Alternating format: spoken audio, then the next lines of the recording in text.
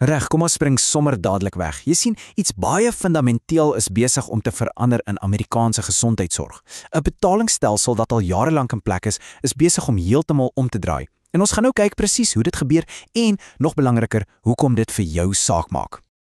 En dit bring ons regtig by die hart van die saak. Alles kom eintlik neer op hierdie een enkele vraag. Waarvoor betaal ons nou eintlik? Vir meer sorg of vir beter sorg? Betaal ons dokters om net soveel as moontlik te doen, of betaal ons hulle om ons gesond te maak? Daai spanning tussen kwantiteit en kwaliteit, dis waar die hele ding lê.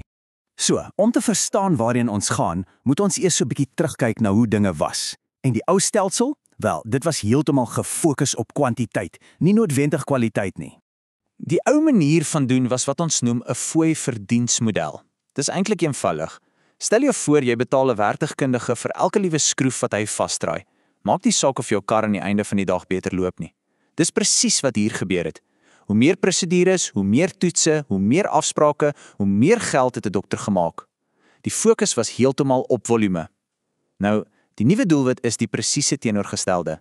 Betaal vir goeie resultate en hou kostes oor die langtermyn laag. En hier's die ding van daai ou stelsel, dit was heeltemal totaal onvolhoubaar. Ek meen, dit was so gebroke dat die Amerikaanse Kongres letterlik elke jaar moes inspring met 'n soort pleisteroplossing. Hulle moes 'n noodwet deurjaag, net om te verhoed dat dokters se betalings heeltemal in duie stort. Dink daaraan, dit was 'n jaarlikse voorspelbare krisis. Jy kan sien, dit kon nie vir ewig so aanhou nie. Iets moes breek. En dit het gelei tot 'n reuse verandering in die wet, wat basies die hele reëlboek vir doktersbetalings oorgeskryf het. En daai groot verandering het 'n naam MACRA. Dis 'n wet wat in 2015 aanvaar is, en die ongelooflike ding is, byna almal het saamgestem. Demokrate, Republikeine, almal. En jy moet verstaan, hierdie was nie net 'n klein aanpassing nie. Nee, dit het die hele filosofie agter betalings op sy kop gekeer. Weg van die ou doen meer, kry meer idee en direk na 'n fokus op waarde. So, die vraag is, hoe werk hierdie MACRA-wet in die regte wêreld? Wel, dit het 'n program geskep genaamd die Quality Payment Program, of QPP.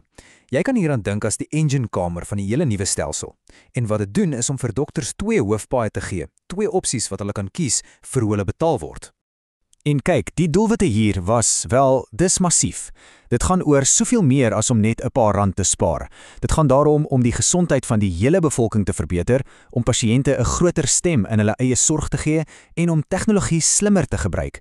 Dis basies 'n poging om van die grond af te heroorweeg hoe gesondheidsorg werk. Goed, onthou daai 2 paaie. Kom ons kyk nou na die eerste een.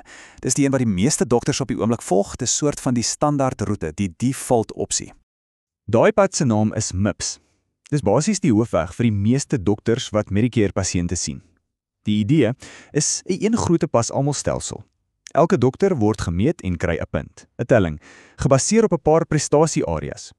So, hoe werk daai telling? Wel, dit word saamgestel uit 4 groot stukke.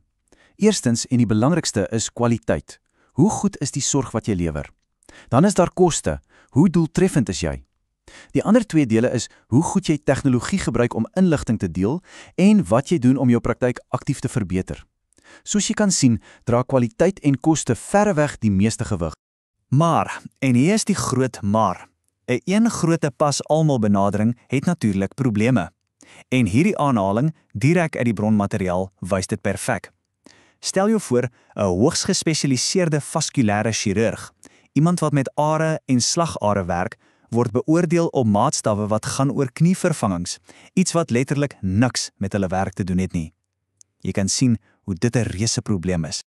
En dis presies hierdie soort probleme in die MIPS-stelsel wat gelei het tot die ontwikkeling van daai tweede pad, 'n meer gevorderde roete wat spesifiek ontwerp is om hierdie pas nie lekker nie probleem op te los. En dit bring ons by die alternatiewe betalingsmodelle of APM's. Dink hieraan as die teenoorgestelde van MIPS. Dis nie 'n een groot pas almal pak nie, dis 'n maatpak, spesifiek vir die geleentheid. 'n APM is 'n model wat van die grond af ontwerp word om te betaal vir die bestuur van een spesifieke ding, of dit nou 'n toestand soos diabetes is of 'n hele episode van sorg soos 'n hartoperasie. So jy kan sien die hele denkwyse hier is anders. In plaas daarvan om met 'n breë net te probeer visvang, is APM so spiesengel, heeltemal gefokus. Alles gaan oor koördinasie. Die doel om seker te maak die regte sorg bereik die regte pasiënt op presies die regte tyd. en in die proses om vermorsing, duplikasie van toetse en mediese foute te voorkom. Dis 'n baie meer gefokuste, allesomvattende benadering. OK, dit klink alles goed en wel in teorie, né? Maar hoe werk dit in die praktyk? Kom ons kyk na 'n regte voorbeeld. 'n Gevalle studie van daai selfde vaskulêre chirurge wat probeer het om hul eie pasgemaakte APM van die grond af te bou. En die probleem wat hulle wou takel is, wel, dis enorm. 20 miljoen. Dis die getal Amerikaners wat ly aan perifere arteriële siekte, of PAD.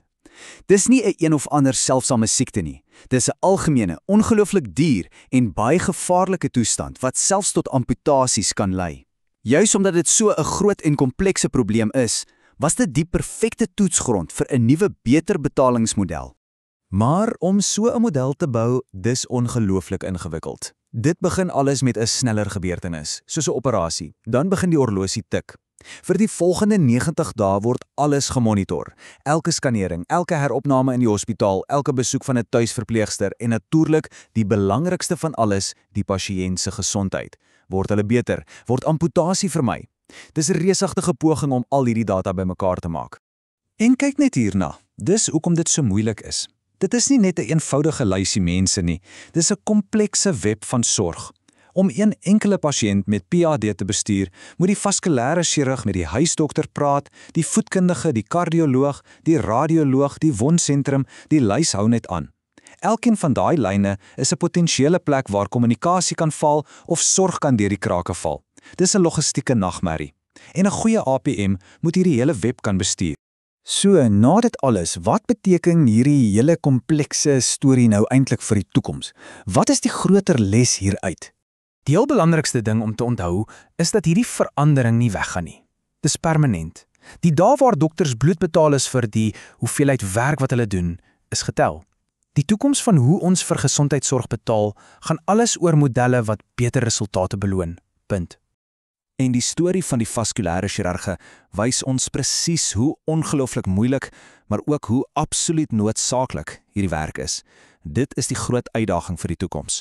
Om stelsels te ontwerp wat 'n dokter se finansiële belange presies laat ooreenstem met wat die beste vir die pasiënt se gesondheid is. En dit alles laat ons met een laaste groot vraag. Die debat gaan nie meer oor of ons moet beweeg na waardegebaseerde sorg nie. Die vraag is nou hoe. Hoe bou ons 'n stelsel wat betaal vir die resultate wat ons regtig wil hê, een wat regverdig en doeltreffend is vir elke liewe tipe pasiënt?